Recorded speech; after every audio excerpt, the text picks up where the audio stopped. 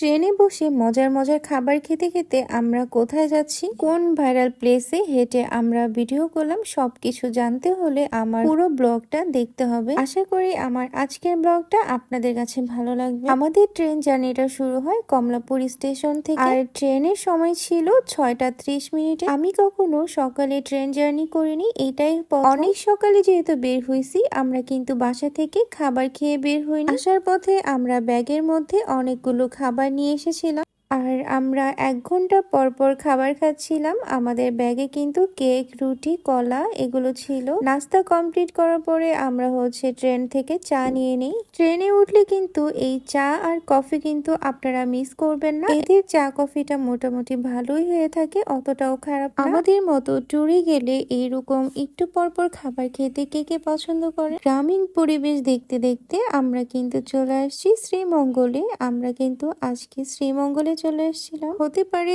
এটা আমার এই বছরের লাস্ট ট্যুর ছিল। অনেক বেশি ব্যস্ত থাকার কারণে আমি আর লং ট্যুরের জন্য প্রিপারেশন নিতে পারছিলাম না, তাই আমাদের কাছে মনে হলো ডে ট্যুরের মধ্যে শ্রীমঙ্গলটাই বেস্ট হবে। স্টেশন থেকে আমরা একটা অটো নিয়ে চলে আসছিলাম লাউয়াছড়া জাতীয় উদ্যানে। এখানে এসে আমার পছন্দের জায়গাটা পেয়ে যাই। এতদিন আমি অনেক ছবি ভিডিও দেখেছি এখানে, অন্যদের মতো আজ আমিও এই পথে হাঁটতে পারতেছিলাম। আমার কাছে জায়গাটা অনেক ভালো লাগছে। কিছু দূর আগাতে আমরা অনেকগুলো বানর দেখতে পাই, আর এই বানরগুলো কিন্তু অনেক দুষ্ট ছিল। পুরোটা জঙ্গলের মধ্যে এইরকম অনেক বানর দেখা যায়, তবে আপনারা এই বানরগুলোর কাছে যাবেন না, দূর থেকে দেখবেন। অনেক সময় কিন্তু তারা অনেকটা ডিস্টার্ব করে, তাই আমার হাজবেন্ড সেফটির জন্য কিন্তু হাতে একটা লাঠিও নিয়ে নিয়েছিল। জঙ্গলে ঘুরতে ঘুরতে আমরা একটা ছোট্ট দোকান পেয়ে যাই, আর এই ছোট্ট দোকানটা দেখে আমরা এখানে বসে পড়ি। যদিও এই দোকানটাতে তেমন কিছু ছিল না, তবে আমার হাজবেন্ড বলল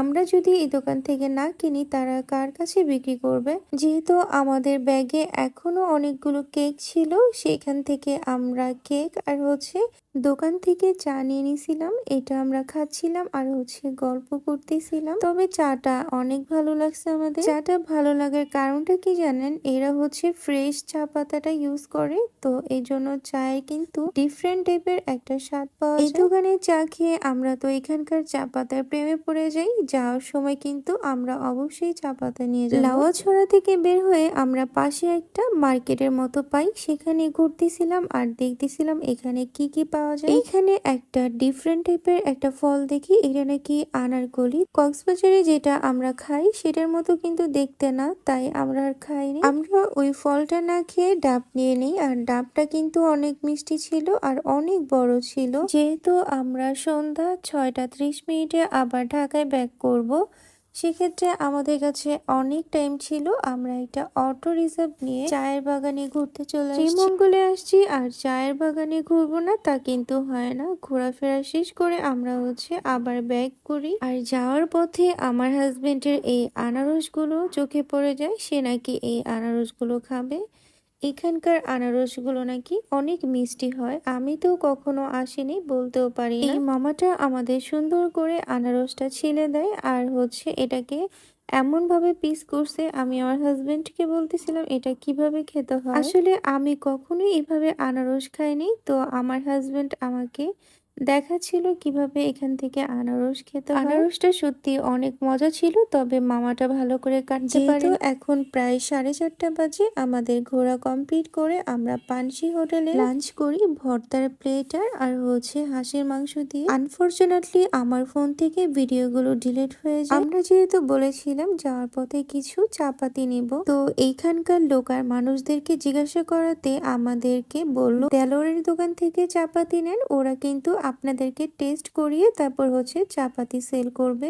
আসলেই সত্যি তাদের চাপাতি কিন্তু আমাদের অনেক ভালো লাগছে, তাই আমরা কিছু চাপাতি নিয়ে নিছিলাম। আমরা আমাদের টাইম মতো আমরা স্টেশনে চলে আসি, আর ট্রেনও কিন্তু ঠিক 6:30 চলে আসছিল। ঠিক টাইম মতো কিন্তু ট্রেনটা ছেড়ে দেয়। এখন আমাদের বাসায় যাওয়ার পালা। এবারের ট্যুরে আমার হাজবেন্ড আমাকে অনেকগুলো চিপস কিনে দিয়েছে। যেহেতু এটা আমার অনেক পছন্দের একটা খাবার, সেটা পেয়ে তো আমি মহা খুশি হয়ে গেছি। সারাদিন ঘোরাফেরা করার পরে এখন একটু টায়ার্ড লাগতেছিল, তাই আমরা চা আর কফি নিয়ে নিই।